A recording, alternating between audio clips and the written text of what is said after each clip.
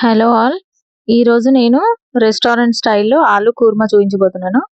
So, ఎప్పుడు చేసినా ఈ కొలతలతో గాని చేశారంటే పర్ఫెక్ట్ క్వాంటిటీ, క్వాలిటీ అన్నీ పర్ఫెక్ట్‌గా వస్తుంది కన్సిస్టెన్సీతో సహా.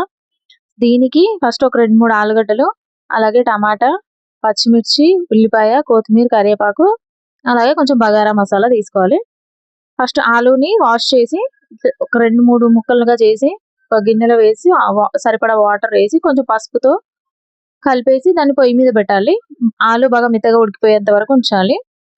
అంతలోపు పక్కన మనం ఇంకో బాండి పెట్టుకొని, ఇప్పుడు గరం మసాలా చూయించాను గదా! బగారా మసాలా అవన్నీ వేసేయాలి. లవంగా, ఇలాచి, దాల్చిని, షాజీరా, బగారాకు, కొంచెం బండ పువ్వు ఇవన్నీ వేసాక అందులోనే ఆనియన్, పచ్చిమిర్చి, కరివేపాకు గూడా వేసేయాలి.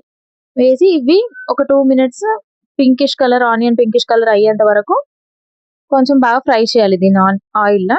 అలాగే ఇందులో కొంచెం పసుపేసి, అలాగే కట్ చేసిన టమాటా ఉంది గదా! అది గూడా వేసి మీడియం టు లో ఫ్లేమ్‌లో కలిపేసి కొంచెం సరిపడా టేస్ట్‌కి సరిపడా సాల్ట్ ఏసి కలిపి మూత పెట్టేసేయాలి దీంట్లో. అలాగే ఇంతవరకు ఉడికించుకున్న ఆలు ఏదైతే ఉందో దాన్ని హాఫ్ పోర్షన్‌ని క్యూబ్స్‌లా కట్ చేయాలి. హాఫ్ పోర్షన్‌ని మొత్తం మ్యాష్ చేసేసుకోవాలి. మ్యాష్ చేసుకొని ఇప్పుడు ఇందులో టమాటా ఏదైతే మగ్గుతుంది గదా!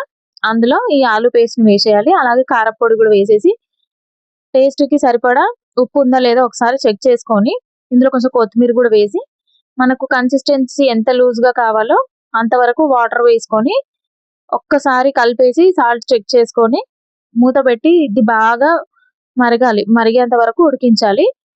బాగా మరిగిన తర్వాత దీని కన్సిస్టెన్సీ ఒకసారి చెక్ చేసుకోవాలి మనము. మనకెంత కన్సిస్టెన్సీ కావాలో దానికంటే కొంచెం లూజ్‌గా ఉంచాలి. ఎందుకంటే కొంచెం చల్లబడగానే చిక్కగా అయిపోతుంది. దీనికి కాంబినేషన్‌గా నేను పూరి చేశాను.